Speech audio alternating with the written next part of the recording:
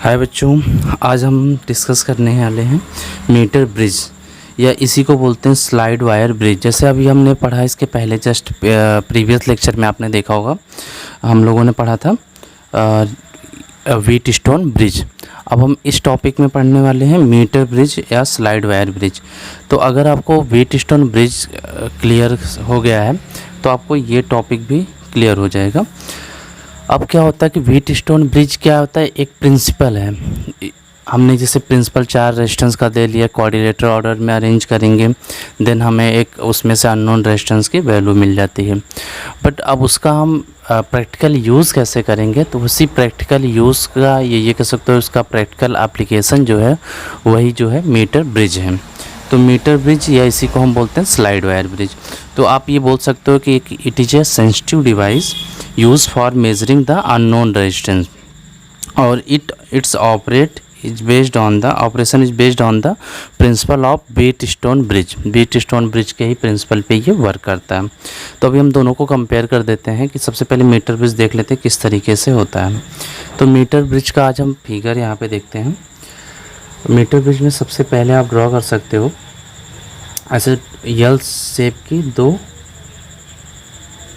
ये thick strips.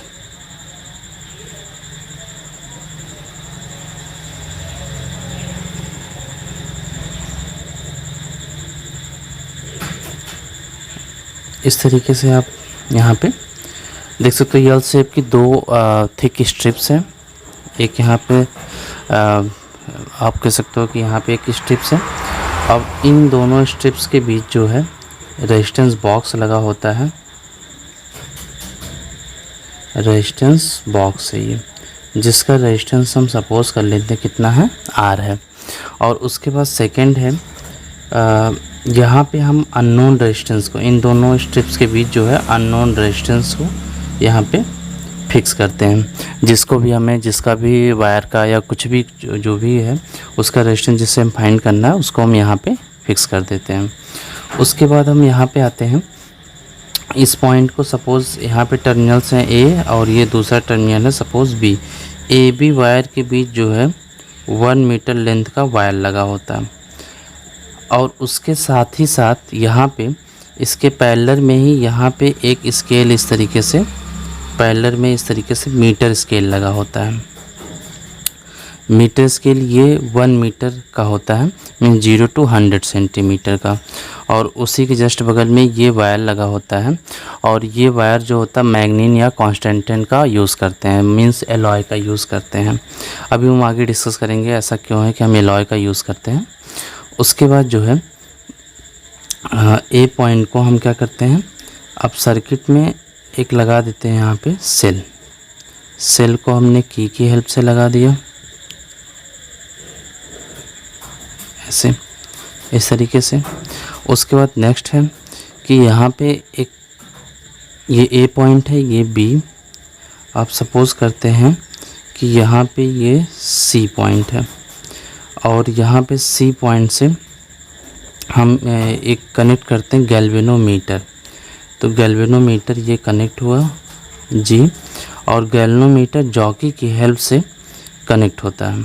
Jockey यहाँ पे लगी होती है, या एक तरीके से जॉकी का मीन्स होता है एक स्लाइडिंग की। जैसे हम यहाँ पे एक फिक्स की है, उसी तरीके से जॉकी जो होता है स्लाइडिंग की होता है, जो इस वायर के अलॉन्ग, ये जो वायर AB वायर लगा है इसी के अलॉन्ग ये मूव कर सकता है। उसी चीज़ को हम जॉकी बोलते हैं। तो जॉकी सपोज दैट यहाँ पे हम मानते हैं यहाँ पे टच है, तो इस पॉइंट को हम D बोल दे रहे हैं। तो इस तरीके से ये पूरा का पूरा ये हो जाता है मीटर ब्रिज। मीटर ब्रिज फिर से एक बार देखते हैं कि यहाँ पे अननोन रेजिस्टेंस हम मान लेते हैं X लगा हुआ है, ये जिसका रेजिस्टेंस हमें अननोन है, जिसे हमें X की वैल्यू फाइंड आउट करनी है। यहाँ पे रेजिस्टेंस बॉक्स लगा होता है। यहाँ पे 1 मीटर लेंथ का क्या होता है, एलॉय वायर लगा होता है मैग्नीन और कॉन्स्टेंटाइन का। उसके बाद जो होता है यहाँ सी पॉइंट से एक गैल्वेनोमीटर कनेक्ट होता है। गैल्वेनोमीटर इस वायर के किसी पॉइंट से टच होता है थ्रू जॉकी।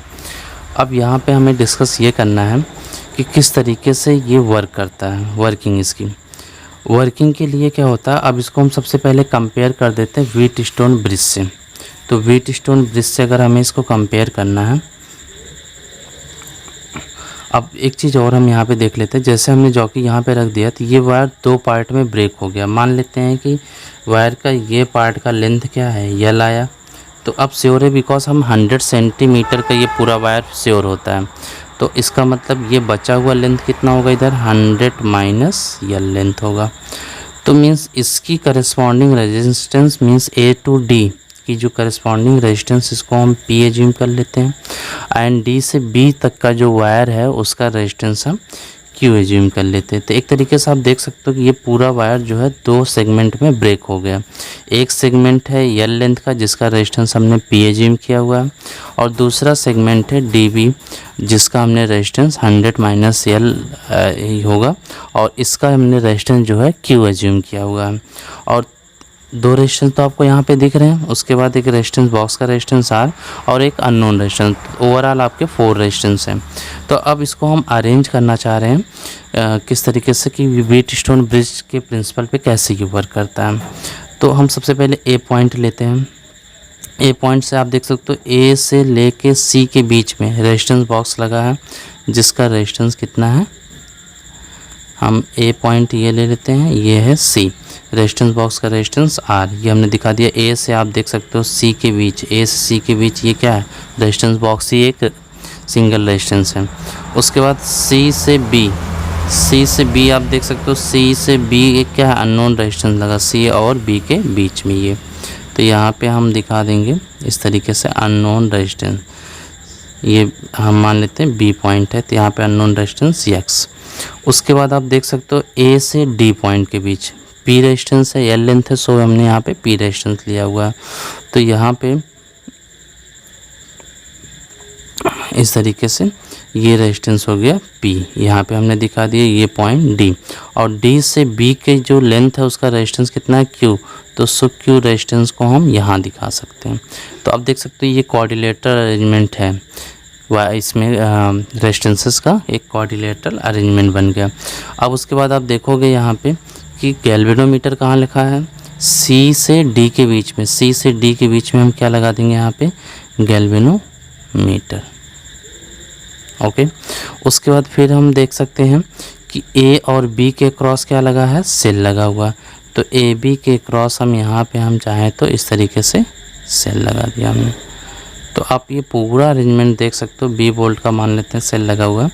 तो यहाँ पे पूरा अरेंजमेंट आप देख सकते हो कि एकदम से व्हीटस्टोन ब्रिज के ही तरीके से है। तो व्हीटस्टोन ब्रिज के प्रिंसिपल पे वर्क भी करता है। जैसा कि हमने बोला था कि C और D का हमें क्या करना है, इसको बैलेंस करना होता है व्हीटस्टोन ब्रिज को।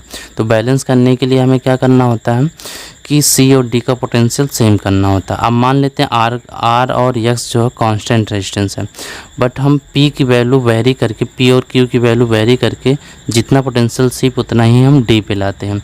तो ये काम हम यहाँ पे स्लाइडिंग मीटर ब्रिज की हेल्प से करते हैं। अब ये वर्क कैसे करता है कि जैसे अब ये जॉकी ये गैल्वेनोमीटर जॉकी से कनेक्ट होता है, और जॉकी को हम क्या करते हैं इस वायर पे अलग अलग पॉइंट पे रख के देखते हैं। तो जैसे सपोज करते हैं कि यहाँ पे 10 वोल्ट का पोटेंशियल डिफरेंस है। अब ये वायर जो है ये सेल के थ्रू कनेक्ट है, हम मान लेते हैं ये 20 वोल्ट का ये पूरा सेल है। तो 20 वोल्ट इस वायर के अक्रॉस 20 वोल्ट क्या हो रहा होगा, पोटेंशियल ड्रॉप हो रहा होगा। क्यों, क्योंकि सेल यहाँ पे कनेक्ट है। जैसे आप देख सकते हो जैसे जैसे लेंथ बढ़ती है रेजिस्टेंस बढ़ता है, और रेजिस्टेंस बढ़ेगी तो उसका पोटेंशियल ड्रॉप बढ़ेगा। मीन जैसे सबसे यहाँ देखेंगे तो यहाँ पे एकदम हाईएस्ट पोटेंशियल होगी, बट जैसे जैसे हम दूर जाएंगे तो वायर का यहाँ का पोटेंशियल बढ़ता जाएगा। तो इसका मतलब हम जॉकी को अलग अलग पॉइंट्स पे रख के देखते हैं। तो अलग अलग पॉइंट्स पे रख के देखते हैं, ऐसा पॉइंट जैसे ही मिलता है, जब जैसे सपोज दैट C पॉइंट पे 10 वोल्ट है और यहाँ पे इस वायर पे भी हमें 10 वोल्ट का जो पॉइंट मिलता है, तुरंत हमें क्या होता है, पोटेंशियल सेम होने के नाते यहाँ पे करंट की वैल्यू क्या होती है, गैल्वेनोमीटर का करंट जो होता है 0 हो जाता है, जिससे हमें ये पता चल जाता है कि ये हमारा मीटर ब्रिज जो है बैलेंस पोजीशन में है। तो बैलेंस देखने के लिए, बैलेंस पोजीशन चेक करने के लिए ही क्या लगा होता है, गैल्वेनोमीटर। तो इस जॉकी को हम जैसे जो कि इस तरीके से पेन की तरह ही होता है। यहाँ पे वायर, यहाँ से वायर कनेक्ट होता है गैल्वेनोमीटर, गैल्वेनोमीटर कनेक्ट है ये सी पॉइंट से। अब इस जॉकी का एक एकदम शार्प पॉइंट होता है, इसको हम वायर पे अलग अलग पॉइंट पे ऐसे रख के देखते हैं। तो जैसे हमने देखा कि हमने यहाँ पे इस डी पॉइंट पे रखा जैसे ही, तो देख रहे हैं गैल्वेनोमीटर में कोई भी डिफ्लेक्शन नहीं हो रहा है। इसका मतलब क्या रहा है, सी और डी का पोटेंशियल सेम है, सो इसकी वजह से करंट नहीं फ्लो कर रहा है, इसी वजह से गैल्वेनोमीटर में कोई डिफ्लेक्शन नहीं आ रहा। तो इसी को, इसका मतलब हमने बैलेंस पोजीशन इसका फाइंड कर लिया। इसी को बोलते हैं नल पॉइंट। इस डी पॉइंट को क्या बोलेंगे, नल पॉइंट। मींस बिकॉज क्योंकि इस पॉइंट के लिए यहाँ पे गैल्वेनोमीटर से कोई भी करंट फ्लो नहीं कर रही है। तो सो इस समय ये बैलेंस पोजीशन में हो गई। जब ये बैलेंस पोजीशन में होगी तो हम according to the Wheatstone bridge हम क्या लिख सकते हैं, अननोन रेजिस्टेंस। सपोज हमें यक्स फाइंड करना, तो हमें क्या पता है कि r by p is equal to क्या लिख सकते हैं, x by q. Then x is equal to क्या लिख सकते हैं, r by p into q, ये लिख सकते हैं हम। तो अब यहाँ पे इसके लिए हम अननोन रेजिस्टेंस फाइंड करने के लिए अब यहाँ पे हम फॉर्मूला डिराइव करने वाले हैं। तो फॉर्मूला कैसे डिराइव करना है ये देखते हैं।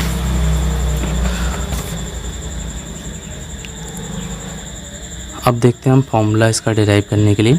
तो सबसे पहले ये जो वायर आप देख रहे हो, एडी वायर की लेंथ कितनी है, यल है, तो उसका रेजिस्टेंस हमने पी एज्यूम किया हुआ है। तो पी इज इक्वल टू हम लिख सकते हैं रो एल बाई ए।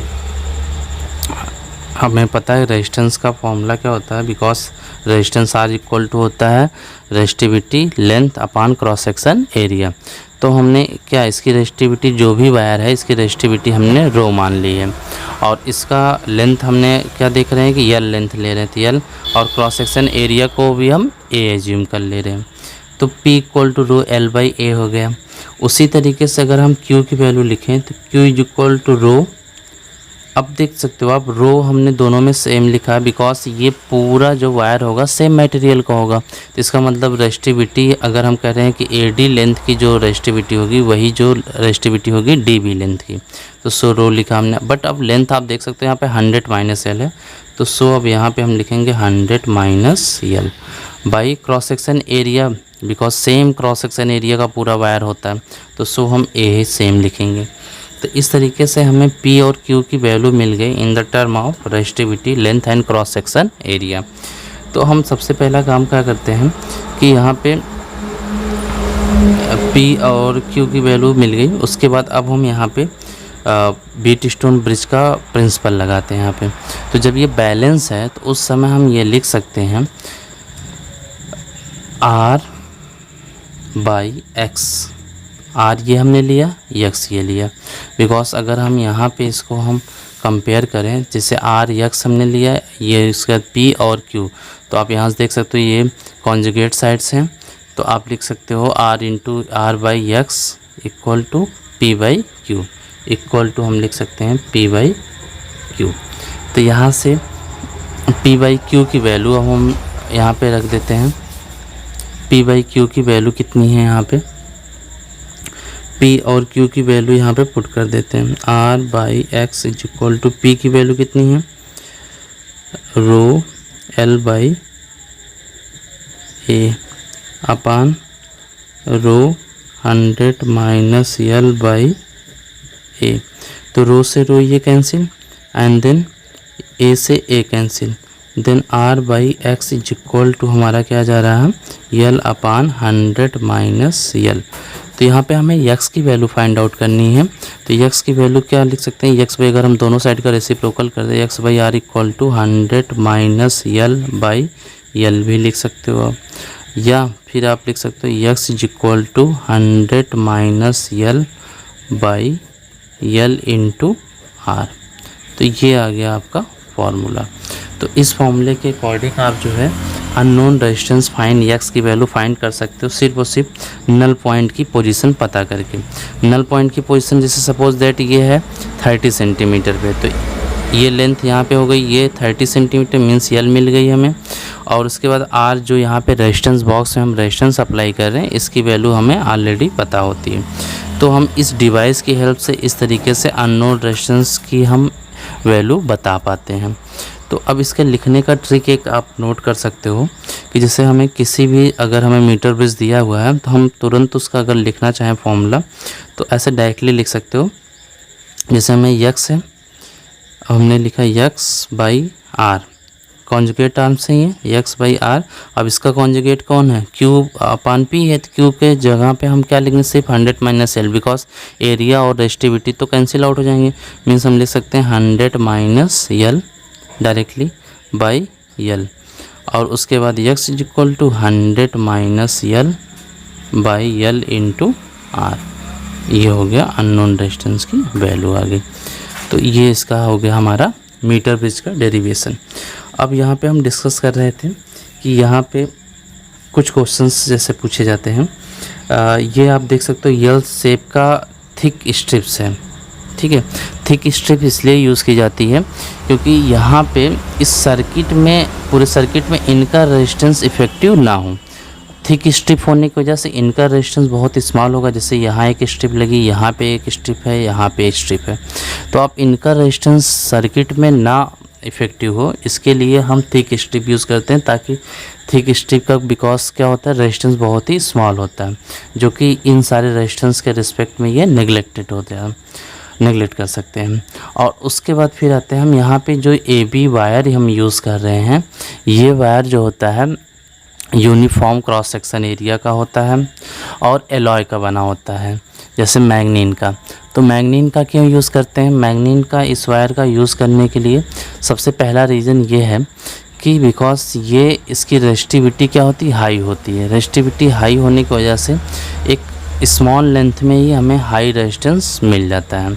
और दूसरा रीज़न ये होता है कि यहाँ पे जो एलॉय होते हैं, ये इनका जो टेम्परेचर कोफिशिएंट होता है बहुत स्मॉल होता है। मींस जैसे हम यहाँ पे जब हम इसको स्विच ऑन करेंगे तो करंट फ्लो करेगी, तो करंट फ्लो करने की वजह से इसका टेम्परेचर बढ़ेगा हीटिंग इफेक्ट की वजह से। तो इस टेम्परेचर की वजह से इसका जो रेजिस्टेंस होता है बहुत ही स्मॉल चेंज होता है। तो जिसकी वजह से क्या होता है कि हमारे ये जो रीडिंग में कोई बहुत ज़्यादा चेंजेस नहीं आते। तो स्मॉल चेंज होने की वजह से हमारी रीडिंग जो यक्स की वैल्यू एक्यूरेट मिल पाती है। तो इसलिए हम यहाँ पे एलॉय यूज़ करते हैं। तो एलॉय यूज़ करने के लिए दो रीज़न आपको क्लियर हो गया। पहला है कि स्मॉल लेंथ में हाई रेजिस्टिविटी हमें मिल जाती है, हाई रेजिस्टेंस ऑफर कर देता है। और दूसरी चीज़ ये है कि इसका जो टेम्परेचर कोफिशिएंट ऑफ रेजिस्टेंस है, ये क्या होता है, बहुत ही स्मॉल होता है, जिसकी वजह से टेम्परेचर के साथ इसके रेजिस्टेंस में कोई बहुत ही सिग्निफिकेंट वेरिएशन नहीं होता। ओके, देन अब हम यहाँ पे आते हैं, कुछ क्वेश्चंस आते हैं। क्वेश्चंस में एक चीज़ और यहाँ पे, जैसे कि जब भी कोई व्हीटस्टोन ब्रिज बैलेंस कंडीशन में हो, तो बैलेंस कंडीशन में अगर हम यहाँ पे इसके गैल्वेनोमीटर और इसके सेल की पोजीशन को इंटरचेंज कर दें तो इस पे कोई फ़र्क नहीं पड़ता। मींस अगर हम यहाँ पे अब गैल्वेनोमीटर लगा दें AB के क्रॉस और CD के क्रॉस हम सेल लगा दें, तो इसके बैलेंस पॉइंट पे या बैलेंस कंडीशन पे कोई भी फ़र्क नहीं पड़ेगा। जैसे ये अभी है वैसे ही अब तब भी रहेगा। देन अब आते हैं यहाँ पे नेक्स्ट कुछ क्वेश्चंस पे। जैसे कि NCERT में आपका एक क्वेश्चन दिया हुआ है। NCERT का क्वेश्चन जस्ट इसके बाद आप देखोगे मीटर ब्रिज के बाद एक एग्जाम्पल दिया हुआ, एग्जाम्पल नंबर 3.9। Example number 3.9। इस क्वेश्चन में क्या बोल रहा है कि एक फिगर इन्होंने लिया हुआ है।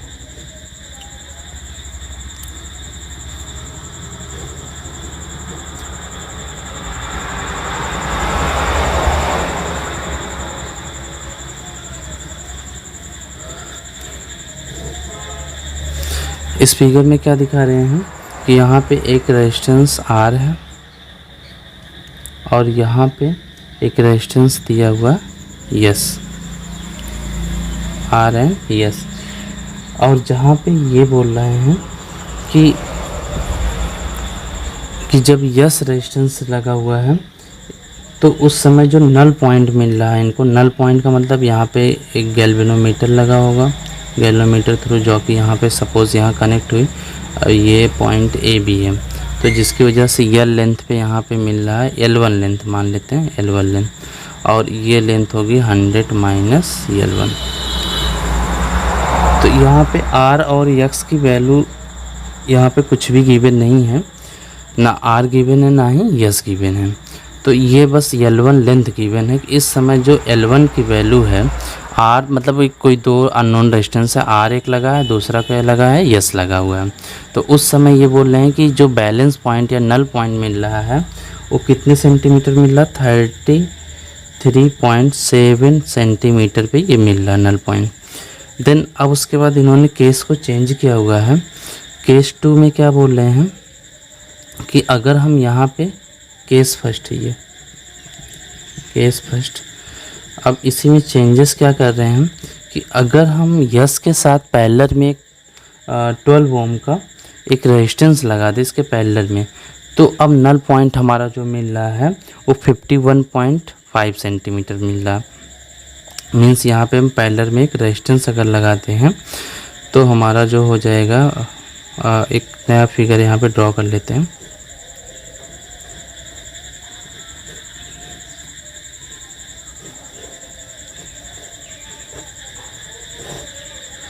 ए बी एंड ये रेजिस्टेंस आर ये फिक्स है, इसमें कोई चेंज नहीं हो रहा। बट यहाँ पे जो दूसरा रेजिस्टेंस है यस, इसके साथ ही हम क्या कर रहे हैं, यस के साथ ही एक पैरेलल में 12 ओम का रेजिस्टेंस लगा रहे हैं, 12 ओम का। तो जैसे ही 12 ओम का रेजिस्टेंस यहाँ पे लगा रहे हैं, देन अब हमें जो नल पॉइंट अब मिलने वाला है ये जो है, अब सपोज़ कि L2 लेंथ पे मिल रहा है, ये सपोज़ L2 लेंथ पे, तो ये बचा हुआ लेंथ कितना होगा, 100 माइनस L2। तो ये L2 लेंथ पे ये मान लेते हैं D पॉइंट है, ये पॉइंट C गैल्वेनोमीटर G। तो L2 लेंथ पे यहाँ पे अब मिल रहा है। तो L2 की वैल्यू अब जो दे रखी है वो दे रखी है इन्होंने 51.9 सेंटीमीटर। तो अब यहाँ पे हमें फाइंड क्या करना, R और S की वैल्यू। R की वैल्यू दोनों कंडीशन में सेम है, S भी वही सेम है, बट इन्होंने सिर्फ और सिर्फ सेकेंड कंडीशन में क्या किया, फर्स्ट में बताया कि यस आर यस लगे इस तरीके से, देन हमें बैलेंस लेंथ जो है 33.7 सेंटीमीटर पे मिल रही है। और जब हम यस के साथ 12 ओम का रेजिस्टेंस कनेक्ट कर देते हैं पैरेलल कॉम्बिनेशन में, तो हमें जो बैलेंस पॉइंट अब हमें दूसरी पोजीशन पे मिल रही है जिसकी वैल्यू है 51.9 सेंटीमीटर। तो सबसे पहले हम इक्वेशन फर्स्ट के अकॉर्डिंग क्या करेंगे, फर्स्ट केस के अकॉर्डिंग हम इक्वेशन बनाएंगे। तो फर्स्ट केस के अकॉर्डिंग अगर इक्वेशन हम यहाँ से बनाना चाहें तो सिंपली बनाने का तरीका क्या होगा, जैसे आप देख सकते हो कि हमने सबसे पहले मान लेते हैं यस लिया हुआ है, यस लेंगे हम, यस बाई अगर हमने आर की, सपोज यस बाई आर, तो हमें ये लेंथ अपान ये लेंथ करना होगा। और अगर हमने आर बाई यस किया होता तो हम L1 बाई 100 माइनस L1 किए करते। तो यहाँ पे यस हमने पहले लिया तो इसके करस्पॉन्डिंग अब इसकी लेंगे हम 100 माइनस L1 अपान आर के अपोजिट में कौन है, L1। इस तरीके से आप ले सकते हो। देन यहाँ पे इन सारी वैल्यू को रखते हैं हम, तो वैल्यू रखने पे क्या आ जाता है हमारा 100 माइनस L1 की वैल्यू दिया है 33.7 बाई L1 की फिर से वैल्यू रखते हैं 33.7। Then s is equal to, अब इसको सॉल्व करने पे जो हमारी वैल्यू आ जाएगी ये आ जाएगी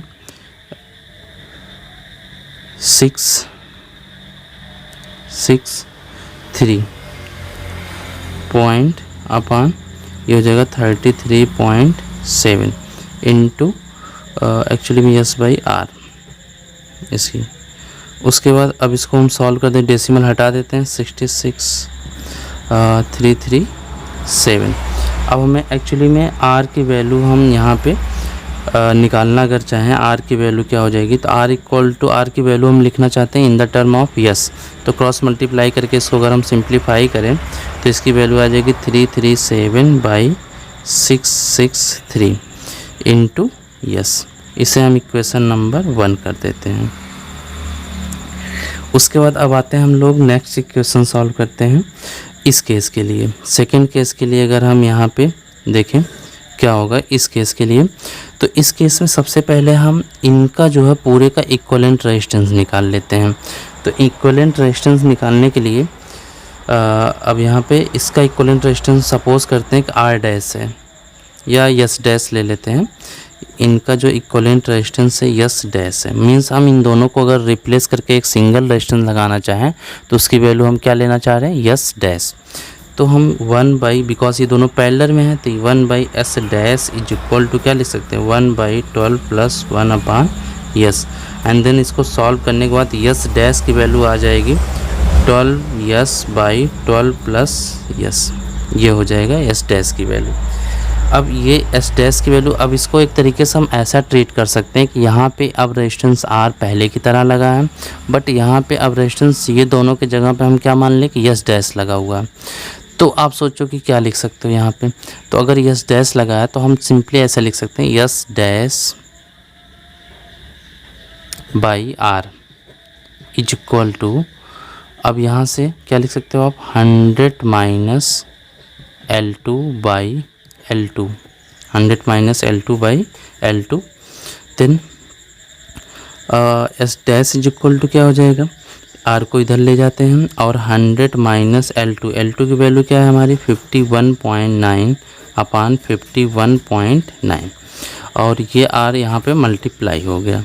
then s dash is equal to, अब यहाँ पे इसको अगर हम सिंप्लीफाई करें तो सिंप्लीफाई करने पे जो हमारी वैल्यू आ रही है 100 माइनस इसको करने पे 48.1, उसके बाद 51.9 इंटू आर।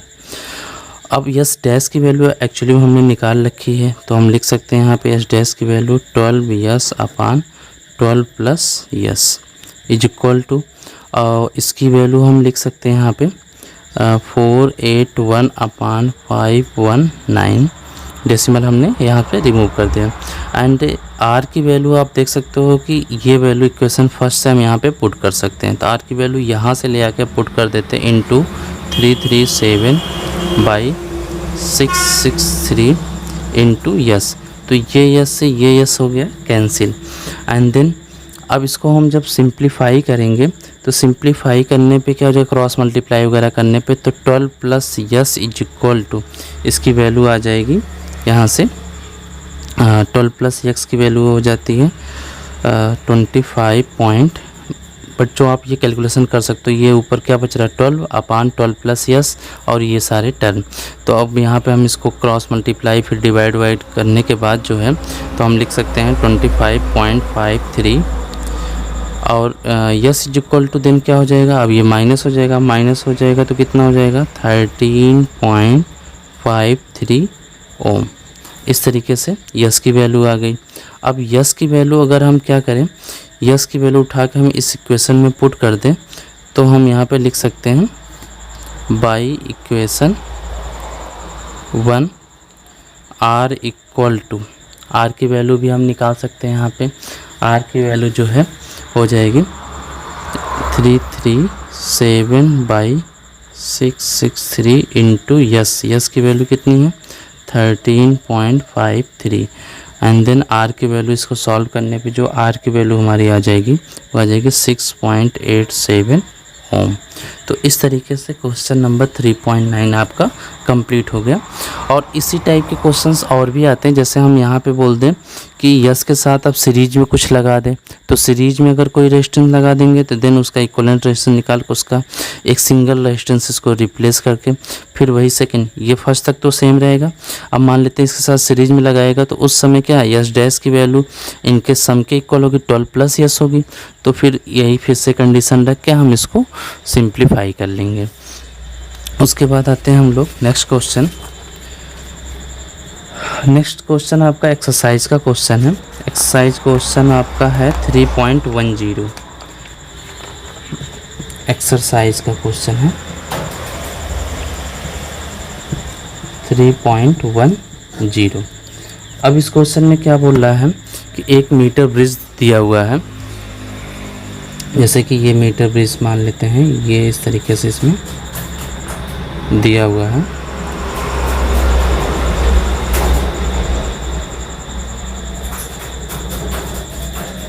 यहाँ पे एक रेजिस्टेंस बोल रहे हैं x है और यहाँ पे एक रेजिस्टेंस है y, और यहाँ पे यक्स वाई दिया है, अगर ये बोल रहे हैं कि वाई की वैल्यू 12.5 ओम है, तो उस समय जो बैलेंसिंग लेंथ मिल रही, मान लेते हैं गैलोमीटर, और ये जो बैलेंसिंग लेंथ है ये जो है मिल रही इनको यहाँ पे L1 की वैल्यू, और ये हो जाएगी 100 माइनस L1 ये। तो यहाँ पे उस समय जो ये इनकी बैलेंसिंग लेंथ है ये दिया हुआ है L1 की value 39.5 centimetre. Means x y दो रेजिस्टेंस, अगर ये बोल रहे हैं कि वाई की वैल्यू 12.5 ओम अगर हम ले लें, तो उस समय यहाँ पे बैलेंस जो पॉइंट नल पॉइंट मिल रहा है ए पॉइंट से, ए पॉइंट ये है बी पॉइंट, ए से कितने डिस्टेंस मिल रहा, 39.5 सेंटीमीटर की डिस्टेंस पे। अब आपसे पूछना चाहते हैं कि एक्स की वैल्यू क्या होगी, तो फिर से हम यहाँ पे इसका बैलेंस कंडीशन में इसका रूल लगा देते हैं। तो बैलेंस कंडीशन में जैसे इसका रूल लगाते हैं देन क्या हो जाएगा ये इस तरीके से x by Y.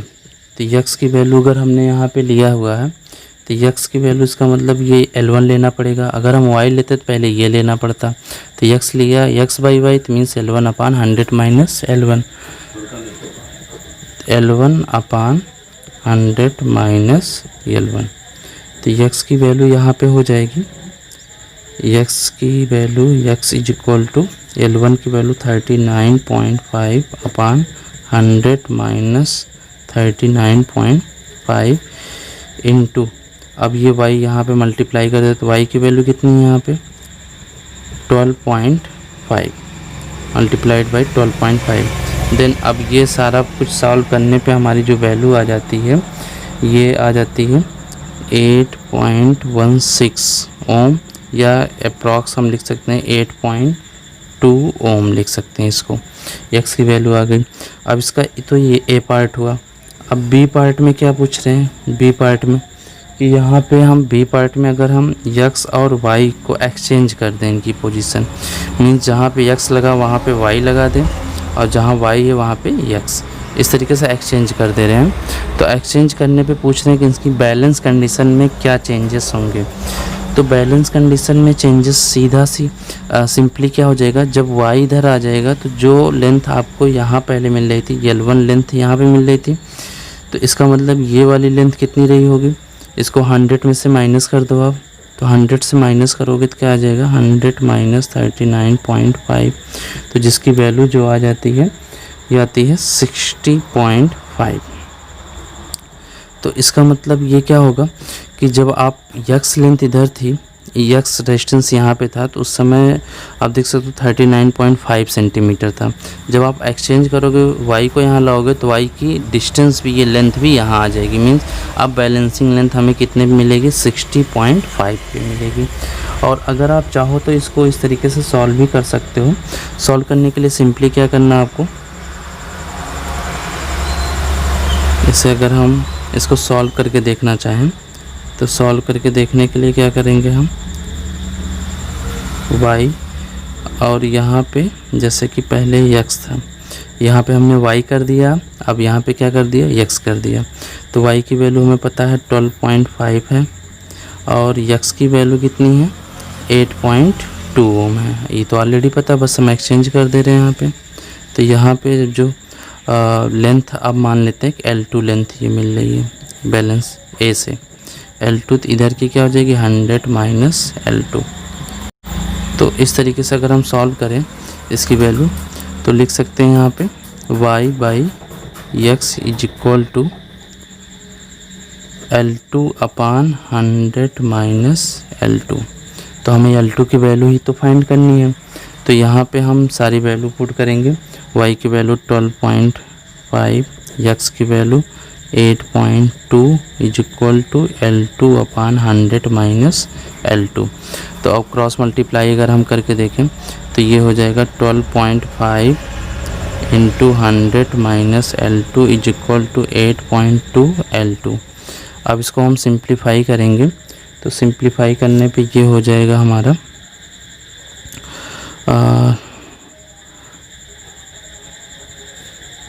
50 minus 12.5 L2 is equal to 8.2 L2।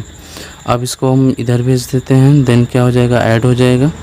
तो 1250 इज इक्वल टू ये हो जाएगा अपना 12.5 L2 प्लस 8.2 L2।